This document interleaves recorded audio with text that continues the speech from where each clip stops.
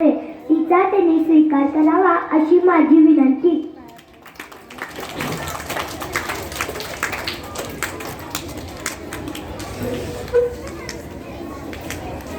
तसेच सौ माने टीचरांनी संत गाडगेबाबा यांच्याविषयी छान छान गोष्टी सांगितल्या.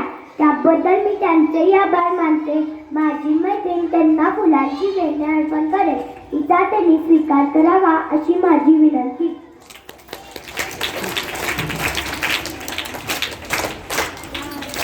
आपल्या सर्व टीचरांनी मावशींनी हा कार्यक्रम घडवून आणण्यासाठी सहकार्य केले, त्याबद्दल मी त्यांचेही आभार मानते.